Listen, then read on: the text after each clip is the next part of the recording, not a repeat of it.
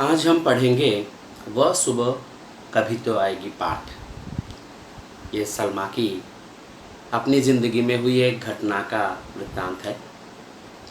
तो जैसे आप लोगों ने सुना होगा, हाल ही में विशाखापट्टनम में एलजी पॉलीमर्स का जब गैस विस्फोटन हुआ था तो वहाँ के बहुत लोगों को बहुत बड़ी कठिनाइयों को उठाना पड़ा।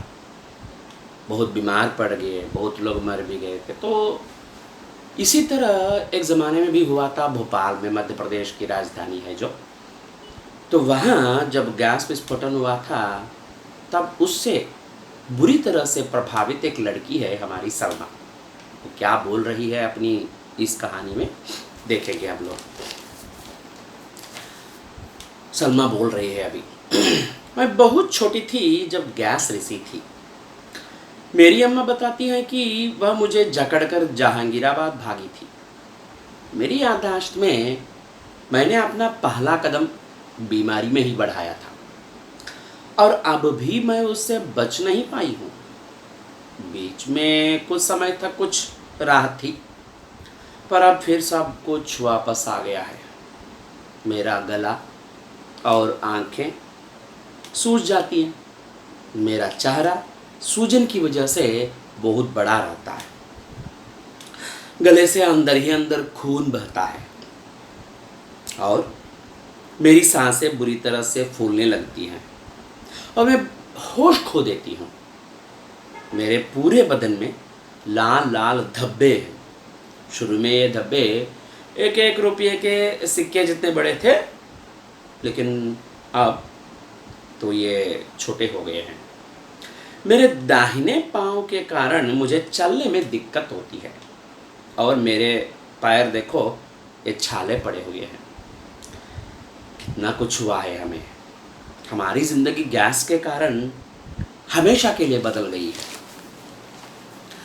मेरे अब्बू इस दुर्घटना के कारण ख़त्म हो गए हैं, मतलब गुजर चुके हैं। जब हम बहुत छोटे थे उसी समय उनका देहावसान हो गया था। मेरी माँ की मानसिक हालत बिगड़ गई। वह दरवाजे पर बैठकर अब्बू का इंतज़ार करती रहती थी।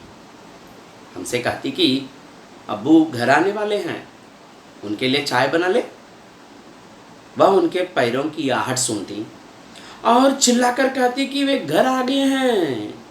हम उनसे कहते कि अब्बू मर चुके हैं, पर वह हमसे कहती कि ऐसी बातें नहीं कहते, और अगर हम फिर ऐसा कहते तो वो हमें मार भी देती थी। हम उनसे कहते कि जब हम बड़े हो जाएंगे तो उनकी देखभाल करेंगे, क्योंकि अभी तो ये लोग सब छोटे छोटे हैं ना, इसीलिए। डॉक्टर लोग हमसे कहते कि उन्हें खुश रखा करें, पर आप उनकी हालत देखकर रोए बिना रह पाना मुश्किल होता था। यह सब कुछ कुछ महीनों तक चलता था। धीरे धीरे किसी तरह मैंने अपने आप को संभाल लिया। शायद इस एहसास ने उन्हें ठीक होने की मदद की कि उन्हें ही कुछ उपाय करने होंगे ताकि हम सब जिंदा रह सकें। मेरे अब्बू की एक दुकान थी। किसी ने उन्हें समझा बुझाकर, मतलब माँ को समझा बुझाकर वह दुकान 500 रुपये में बिकवा दिया। दिनों में 500 तो बहुत ज़्यादा था ना। जब तक वह पैसा चला, मतलब वो दुकान बेचने के बाद जो पैसे मिले ना उनको, वो जब तक वो 500 रुपये थे उनके पास उन्हें खाने को मिला था। फिर मेरी अम्मी कितनी जगहों पर गई, हर जान पहचान वाले के पास उधार मांगने। उन्हें दूसरों के लिए भी काम करना पड़ता, जिस पर मेरी मेहनत ने, मेरी सेहत ने मेरी अम्मी से इतना खर्च करवाया है। मैं हमेशा से ही बीमार हूँ। मेरी एक जुड़वा बहन है जो बिल्कुल ठीक है। मेरी अम्मा चिल्ला पड़ती थी कि वह मेरे इतने बीमार रहने और इतने पैसे खर्च करवाने से तंग आ गई है। एक बार की बात है, जब मैं बहुत बीमार थी, किसी ने मेरी अम्मी से कहा कि मुझे एक प्राइवेट डॉक्टर के पास ले जाए। वह डॉक्टर अच्छा माना जाता है। मुझे नर्सिंग होम ले जाया गया उनकी बातें सुनकर। डॉक्टर ने उन्हें बताया कि सलमा अभी मर जाएगी, जिंदा नहीं रह पाएगी।